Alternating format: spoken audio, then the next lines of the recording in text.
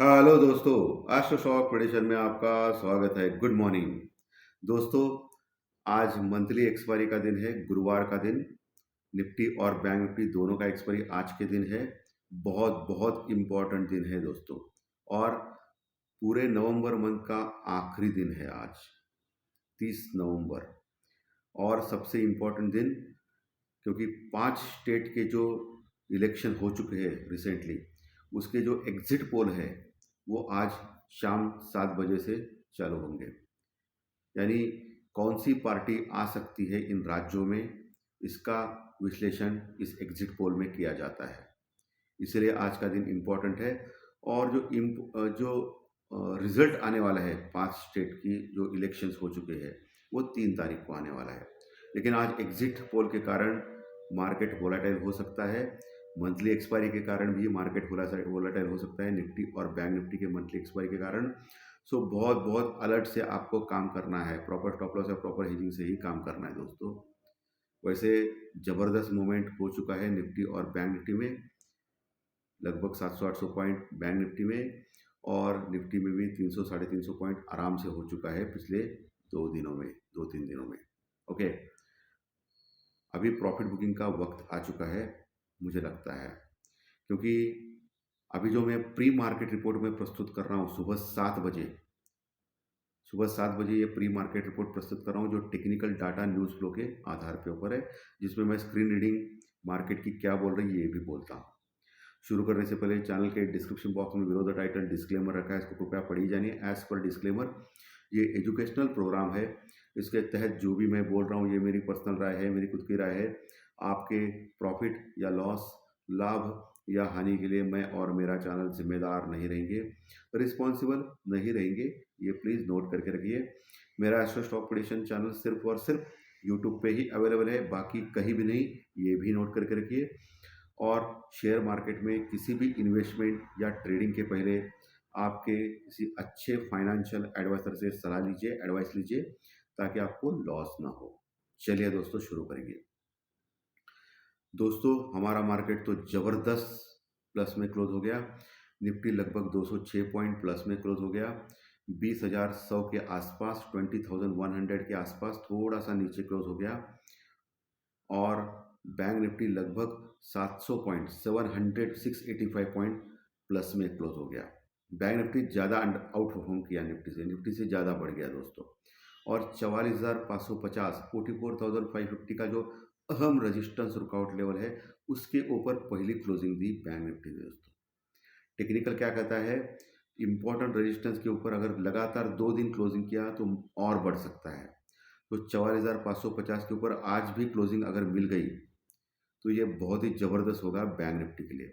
और मैंने कल प्री मार्केट में क्लियरली बोला था कि बैंक निफ्टी में जो मैंने लेवल्स दिए थे आपको,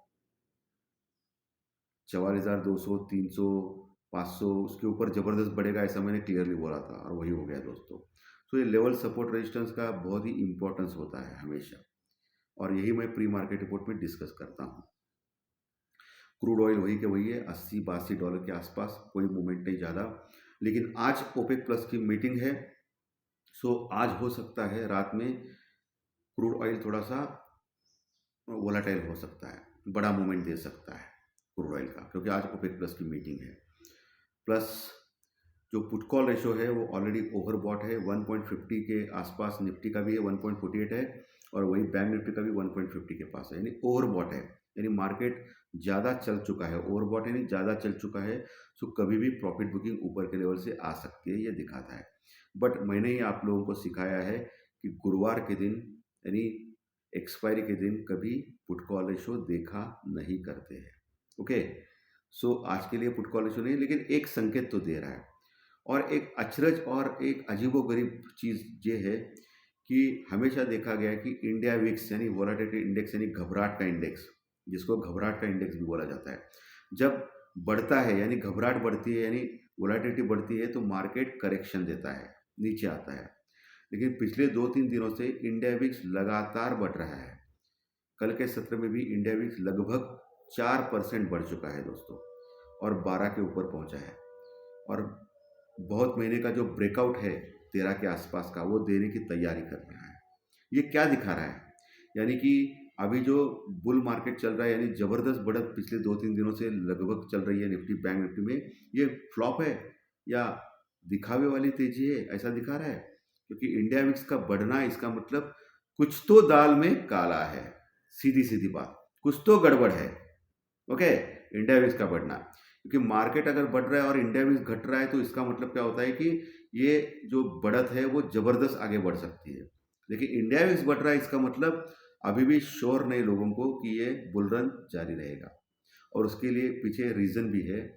पहला रीज़न, आज एग्जिट पोल है।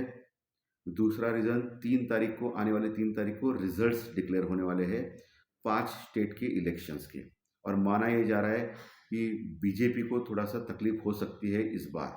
ओके, बहुत बड़ा राज्य है एमपी, मध्य प्रदेश, राजस्थान, बहुत सारे राज्य हैं। हो सकती है, ऐसा लग रहा है, ऐसा कहा जा रहा है, लेकिन जो रियलिटी है वो 3 तारीख को पता चलेगा। और इसके कारण एक डर का माहौल है मार्केट में कि ऊपर के लेवल से अचानक अगर गिरावट चालू हो गई, अगर कुछ गड़बड़ हो गया, बीजेपी अगर हार गई, तो गड़बड़ हो सकती है, मार्केट में बहुत बड़ी गिरावट आ सकती है ऊपर के लेवल से दोस्तों। लगभग 3-4-5% का करेक्शन भी ऊपर के लेवल से आ सकता है, ऐसा जानकारों का मानना है। ओके, क्या होगा वो तो 3 तारीख को पता चलेगा। और आज शाम को जो एग्जिट पोल आएंगे उसमें थोड़ा बहुत पता चलेगा कि क्या हो सकता है हर स्टेट में, एवरी स्टेट में। ओके, सो इसके कारण भी इंडिया विक्स बढ़ा रहेगा दोस्तों, वोलेटाइल इंडेक्स, यानी घबराहट तो है मार्केट में, और पुट कॉल रेशियो भी ज़्यादा है, ठीक है। लेकिन एक अच्छी बात है कि एफआई और डीआई, फॉरेन इन्वेस्टर और डोमेस्टिक इन्वेस्टर्स, इन्होंने पिछले कई दिनों से लगातार कैश में बाइंग चल रही है।